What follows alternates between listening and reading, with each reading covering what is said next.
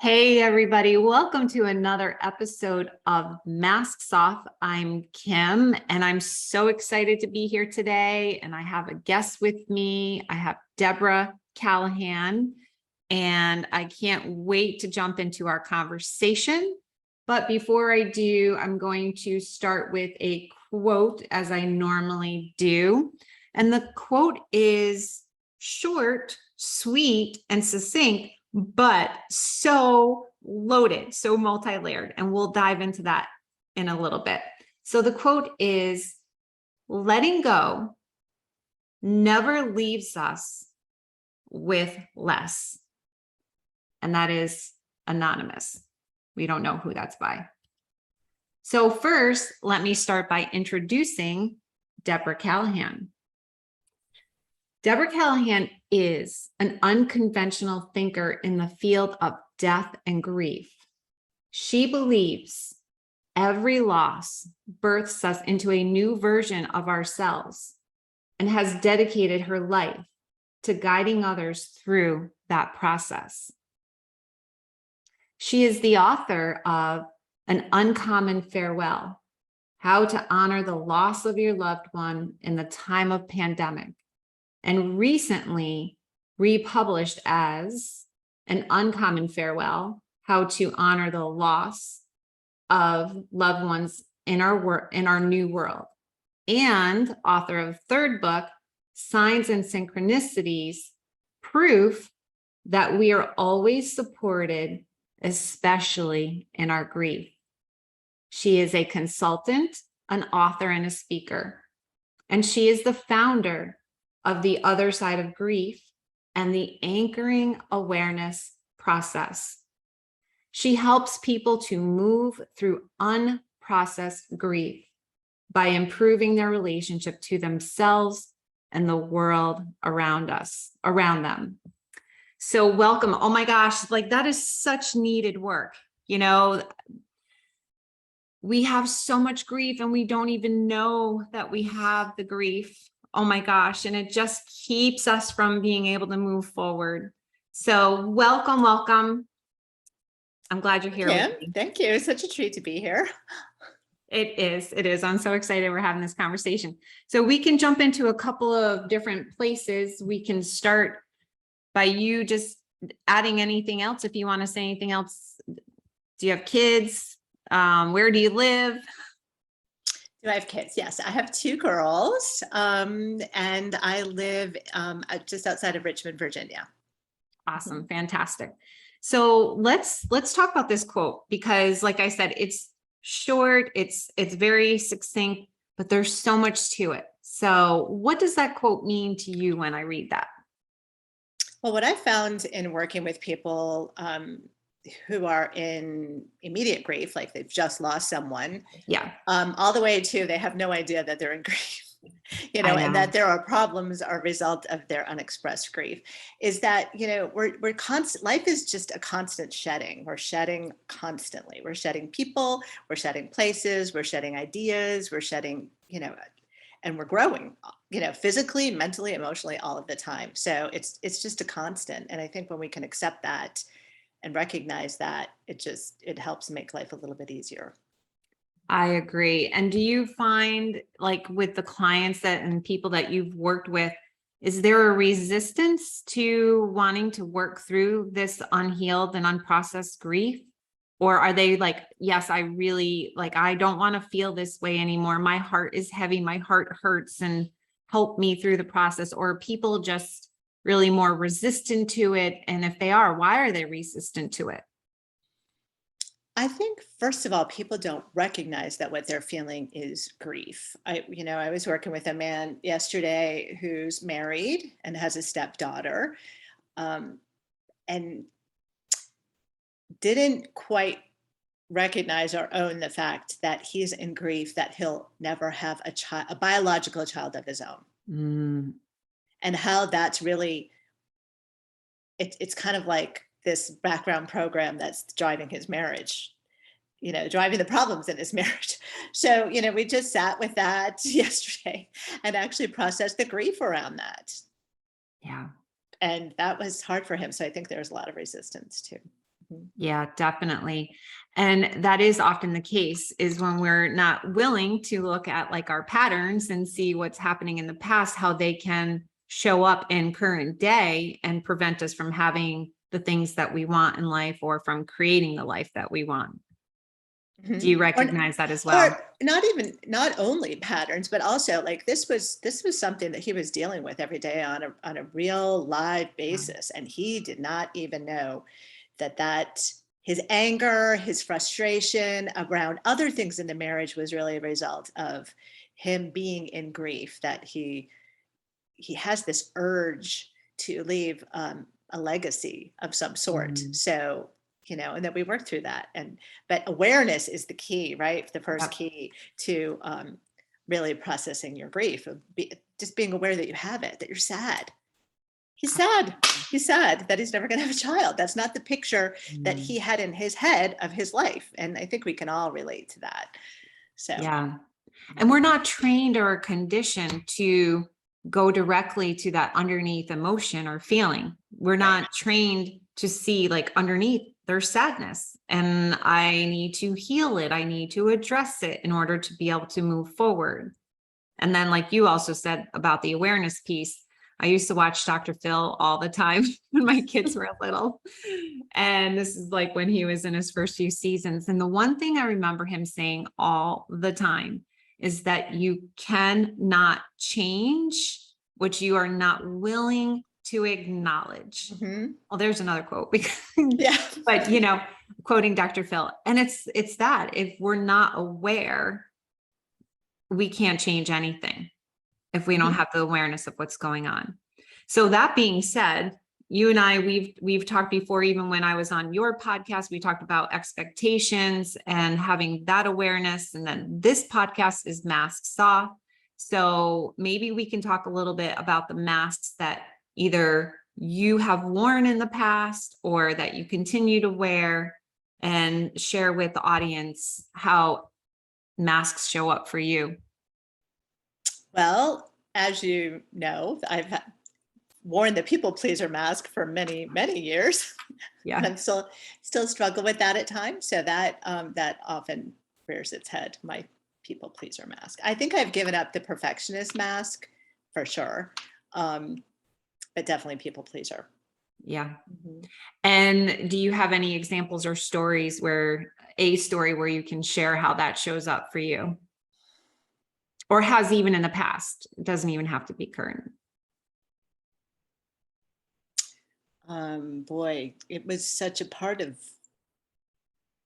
my day-to-day living. I think that, just being a mom, wanting to put everybody else's well-being above my own really took center stage in my life. And I think, as you and I were talking about, my mom just had an extended hospital stay with a very serious surgery. And so, I was just trying to please everyone in that situation by, being there, asking the doctors the right questions, getting my mom the healthy food, getting her everything that she wanted, showing up on time, doing everything that I could, researching the issue, like all of the things, doing the best that I could. Yeah. I totally agree. And I've done the same because I have worn the people pleaser mask, and it shows up for me as well. And what I noticed is, especially in those types of situations, like the one with your mom, that when I have to go into this mode of, taking care of other people, I put everything that I do for myself by the wayside, or a majority of it. I will not exercise. I will not eat as healthy as I do, or my meditation practice goes by the wayside. And sometimes sometimes you have a crisis situation. And so sometimes that's expected. But I think as the people pleaser, I would go to the extreme of really abandoning myself and my self-care, because the other person's wants, needs, and desires are way more important than mine are. Right. And I think I do thrive in that situation because I'm a great multitasker. So I can do it all. Maybe not perfectly, but I can do it all and try to make everyone happy. So, and you're right. And I think at this particular time, I noticed that I was really avoiding my own life when I was doing that, solving my own issues, working on my own, moving my own life forward, just by focusing on everybody else. I didn't have to look at my own life. That's an amazing point that you bring up. And I love that you brought that up, because at the end of the day, what we're really talking about is codependency. So we call it I don't call it. We call it the people pleaser mask. We call it the perfectionist mask, the caretaker, the rescuer, the controller, yada, yada, yada. At the end of the day, what underpins it all is codependency. And you just beautifully named that what the codependent wants to do is avoid doing the inner work. It's avoid looking at, what do I need to see about myself that I need to change in this situation, and I'm unwilling. So I'll just put the focus over here on, Nancy, Susie, and Amy, so that I don't have to take care of what's going on over here. I will defer my personal responsibility to taking care of myself, so that I can avoid. Right. And, it's amazing that I even did that, knowing that it's very easy for me to deplete myself, all my resources and everything by, taking care of other people. So even that, but the stories that we tell ourselves, like, okay, well, she needs me, like, what's going to happen? Like, I have to do this, otherwise who will do it? The fear of the future, for sure. The what if thing. What if I don't do this? What if I don't step in, step up, because I am like super competent, I'm super capable. And I would even like take it a step further and like beg to argue the point that being super competent and I can do it all is a layer of the perfection mask. For me, at least, it feels like it, because when I go into that mode of, and I've been there with the story that you shared about the hospital, when my mom was in the hospital dying and when my dad was dying, I was the one on the phone. I was calling hospice. I was talking to the doctors. I was in control, taking my notes, and like you even shared with me before, oh, do you have a medical background? I'm like, no, I don't have a medical background in the least, but I just, I don't know. I just knew how to ask all these questions. And so it's almost like, for me, at least, there was this kind of sense of puffing myself up, a sense of like, oh, there was a validation. Do you see me? Look at me. Look at how like good I am at accomplishing all these tasks. And I know how to handle this situation. And like, can I have some validation over here, please? Because for me, that's how I learned as a child to be seen and validated, was to perfect and perform. Right. Right. And I also think, catch myself thinking that, my pattern of thought was always, well, this is how I would want someone to care for me. Yeah. So I'm going to go all in, because this is what I would want someone to do for me. Yeah, absolutely. And that's a key word too. All in is like all or nothing, black or white, is like that perfectionistic thinking. So it's so hard for us to separate out the people pleaser and the perfectionism masks. Right. They really are intricate. They are intertwined, has been my experience. So that being said, those were the people pleasers, the one you wear more strongly. What have you been able to do, and particularly with the work that you do yourself with clients, what have you been able to do for yourself to do it differently? Oh, so much.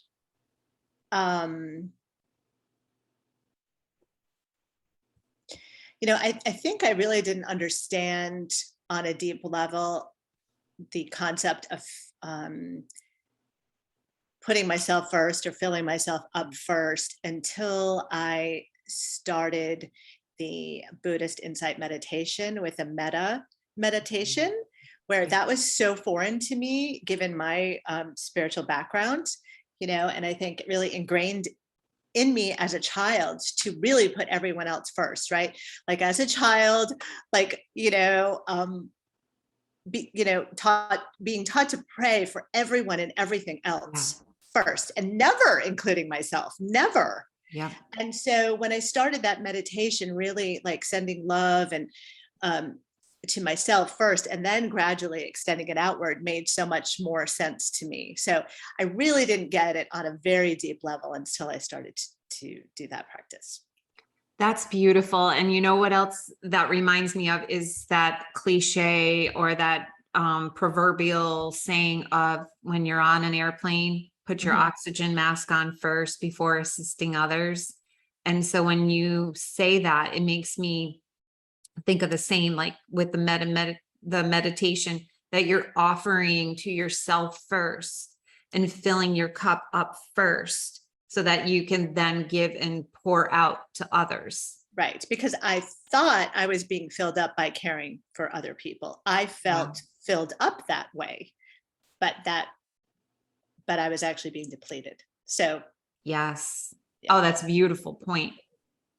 Yeah. Because again, going back to when you take care of other people, there's that validation. You're being validated for being so good. Like, oh, for me, I'll speak for myself. Like, oh, Kim's like taking care of this one. She's taking care of that one. Isn't she such a good person? Or I've witnessed in my life, many family members just taking care of everybody. And that was a badge of honor to take care of people. Yeah. My mom would do it. She would take care of everyone. And then I would see her come home and just collapse on the couch because she was exhausted. She was giving out her energy all day long and not filling back up. And we all, not we all, that's an all or nothing, but most of us operate from that position. And the key is what you're saying is to fill up first and then have it pour out. Yeah, that is beautiful. That's really beautiful. And I think that that's a hard one for a lot of people to learn because a majority of us are scouring the earth and looking outside of ourselves to fill up, to feel fulfilled from within. Right. And I think, we've talked about this quote before too, is like, stop expecting yourself from other people. So, that also has helped me, figure things out and really be able to, stay in my own lane. Exactly. And I think one of the biggest shifts for me really has been to learn how to take care of my own needs and to learn how to fill up from within and not to look or put expectations on anyone else to fill me up. Now, that's not to say that if I'm in a vulnerable place, or that's not to say that if I'm experiencing grief, that I wouldn't call you up and say, Debbie, can I have a session with you? I'm really grieving the loss of my mom or dad. That's not to say we don't need support and help. I'm not saying that, but I'm saying like, it's not healthy for me to expect my children to fill my needs. It's not healthy for me to expect my husband or my family to fill my needs because it's so temporary. Yeah. And speaking of temporary, I think that really is the key for me is really, in working so closely with death, was accepting death, not only my own death, but everyone's death. Mm-hmm. Because really, when I was trying to, not overtly control, but I had a lot of anxiety around my children and what, was going on. So a lot of anxiety around that. And I thought, but once I was able to really detach and see that they have their own path, they're making their own choices. And yes, they could die by those choices. And I don't have any control over that. I have no control over whether they're going to live, die, what choices they're going to make, and how that's going to play out. And once I was really able to accept that, both for myself and for other people, then I'm really able to let go.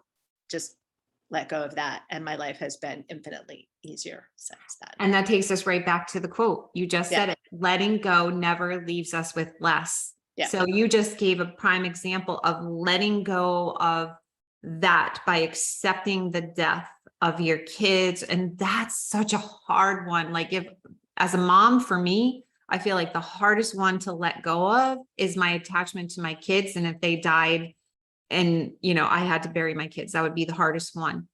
But that keeps me stuck in fear. It keeps me stuck in anxiety and lack and scarcity. If I'm focused on, oh, I can't deal with it if they died, blah, blah, blah, blah, blah. But if I switch and transition into acceptance or letting go, because I have no control over whether they do die before me or not, then the letting go never leaves us with less. What I'm then opening up to is more just love, joy, freedom, peace, abundance, right? So it's a mind shift, really. Yeah. And it's something that a lot of people don't want to face, and that running away from it, that just, really, really uncovered all the layers of what I was really afraid of with my children. Was that I didn't want them to die. I know. You know, as a mom, that was to me an instinct, like, yeah. And once I was able to let that go, is, you know, and even facing my own death, you know, really, and I had to do this I did do it, working with grieving families and so close to people who have just lost someone, really helped me focus on my own life and how I want to live my own life, sort of with the end in mind, right? Yeah. So. That's how you truly learn to live. That's the true meaning of living life to the fullest, right? So lots of experts out there will say, live like today is your last day. I think there's even a song. I think there's even a podcast or a YouTube channel on how to live life fully, right? I know. Tell us about that. Tell us tell us. So that's, you know, I originally started to do it around the themes of death, but I quickly decided that no, I really want to, the whole point of that really, and looking at death, is to how do we want to live fully right now? So, And that's so needed. It's so needed because we can get so caught up in the day-to-day, our worries, the mental, you know, I have to do this, I have to do that, I have to accomplish this and this. And it just, like, as a society, I think we're so weighed down and bogged down, myself included at times. You know, I'm creating this business and my to-do list is 1.5 miles long, and I can get so caught up in the minutia of that and put so much pressure and importance on that I forget at times what is really important and how to really fully live. So I'm so glad you just reiterated that. So I started a new practice this year, and it's Gretchen Rubin's. It was the 22 for 22 list. Okay. And this has helped me to live more fully. And I teach this, and on the list, I had things not like, you know, okay, I want to drop 10 pounds. I want to, you know, it wasn't really a to-do list. It was more like an experience list. So for me, it was, okay, this year I want to wear more dresses. I want to hold a newborn baby. I want to like swim in the ocean, not just go up to my knees. I want to be in the ocean. I want to go back to Charlotte and eat at this particular restaurant. So I thought, and those are things that I could easily do. And I did all of them. And there was such freedom and joy in that for me that it was so fun. I would encourage anybody to do that. Oh my goodness. I love that you just shared that. And so, you know, I'm going to do it. First of all, I love that. From now on, instead of my goal list, or, you know, maybe I'll still create like things I want to manifest for the year, but I am adding that piece in for sure. So thank you for sharing that. And then as we do wrap up the podcast, I was going to ask you, what's one like takeaway that you want to leave with the audience? I don't know if it's that one or something else, but that one is beautiful. I'm taking that one for me.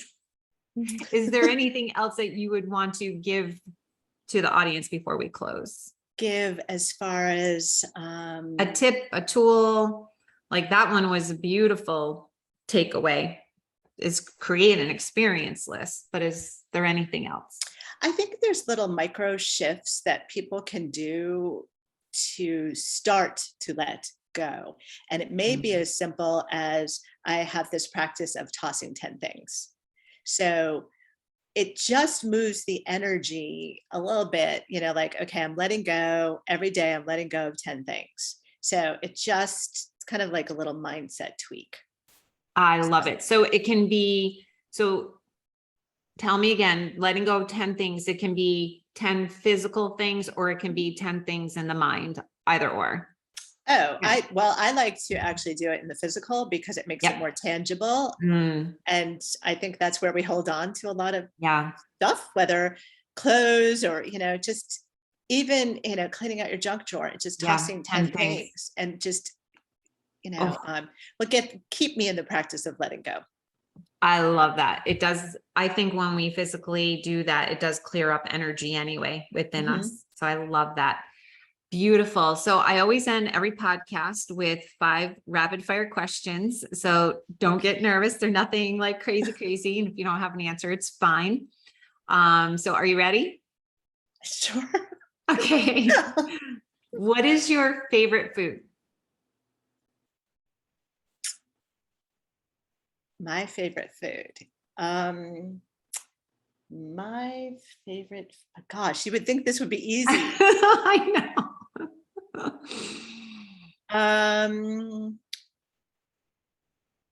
Right. Yeah, it's hard now because I have so many dietary restrictions. I would say my favorite food. Okay. So before the restrictions, what was your favorite food? Because I'm with you on that. I don't eat pasta or gluten anymore, but my favorite food was pasta for sure. Now it's like chickpea pasta, but but I would have to say actually a really good salad, one that I don't make. Yeah. Yes, I'm with you on that. It tastes so much better when someone else is preparing it. Yeah. Okay, perfect.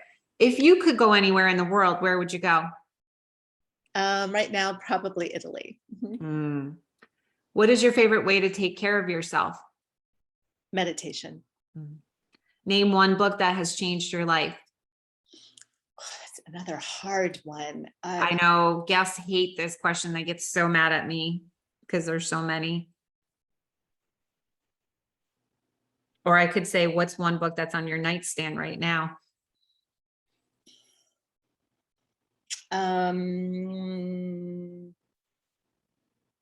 There's so many. I could want to go grab my Kindle. Like, there's books have changed my life. I would say all of them. I couldn't pick one book, honestly. That's fair enough. I think I read after getting divorced, I think I read 350 books. Wow. Okay. Then that makes perfect sense why it's difficult to pick one. So just books in general are your thing. And that I hear you. I have so many books as well. So and then we already talked about one tip or takeaway for the listener. So I'm so glad that you came on and we had this conversation. It was really, really great.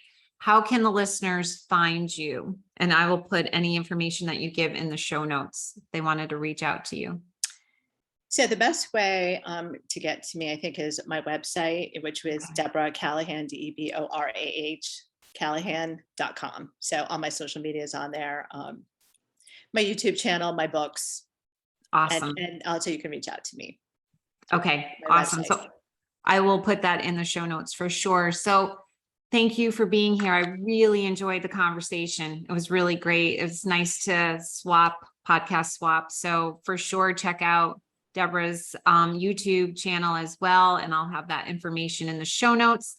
And I really am glad that you're here with us today listening. And I always appreciate your support. If you like this podcast, I would love a thumbs up, or if you subscribe, or if you want to share a comment as well. And I'll see you next time on Masks Off.